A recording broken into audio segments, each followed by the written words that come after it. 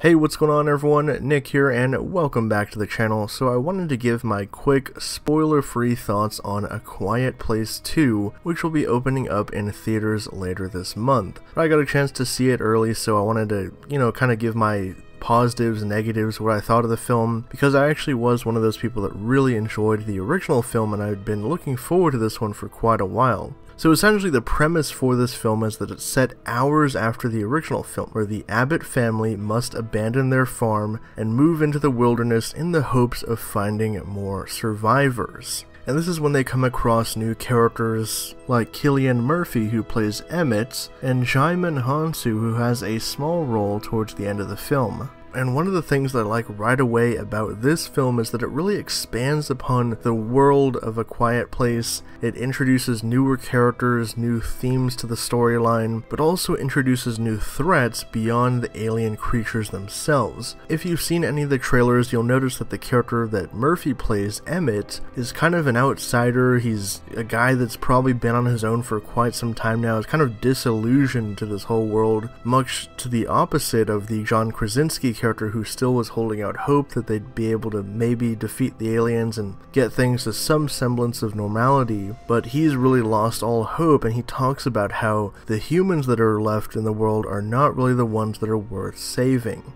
And that's where the storyline really kicks off in this movie. Basically, the younger daughter picks up a radio signal that she believes means that there are other humans out there. If there's radio songs playing, that means there are survivors out there, so they're gonna go find them. And basically we split into three storylines. She goes off on her own, and eventually Emmett follows her after the mother, Evelyn Abbott, tells him that she needs help, she needs to go get her daughter back and bring her back safely. And then we have Evelyn, who has to go out to get medical supplies so that the rest of the survivors can actually, make it through this. And then we have the son and the baby that are left back in the shelter. So there's basically three storylines in this movie, and all the characters get something to do and they get their own chance to shine and really grow through the storyline of this movie. So I have to say again, with the first film, one of the big positives is the sound mixing and the use of sound in these films, to portray the alien threat and that looming danger. There's also great performances from the cast all around. Like I said, the new character Murphy plays Emmett is probably the highlight for me, but I guess that's just probably my nostalgia for him, because it kind of reminded me of the character he was in 28 Days Later, or at least a similar kind of role.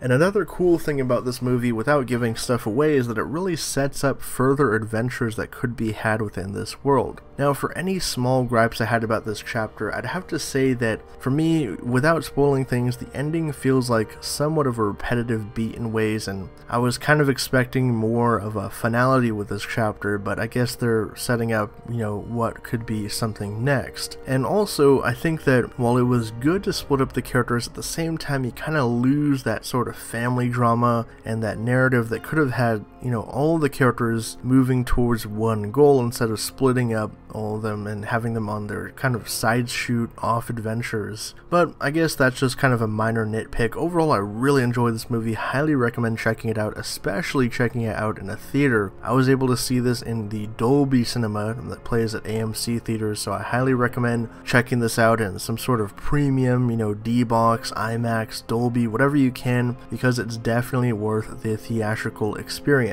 And one of the big highlights I forgot to mention of this film is actually a really cool flashback to the day that the aliens originally invade Earth. And we get to see that sort of day one creepy, build up to these aliens first emerging. So overall, I really enjoyed A Quiet Place 2, can't wait to see it again actually, and I highly recommend anyone to go check it out, especially if you're fans of the first movie. I think you're gonna love this one as well. If you got a chance to check out A Quiet Place 2, let me know your spoiler-free thoughts down below, and if not, like I said, go check it out when it opens in theaters later this month. If you guys are new to the channel and you like this video, subscribe and hit the bell so you can be notified whenever I drop new content. If you want to hit me up on social media to talk about anything in pop culture, you can find me in the links down below. With all that being said, I'll catch you guys next time.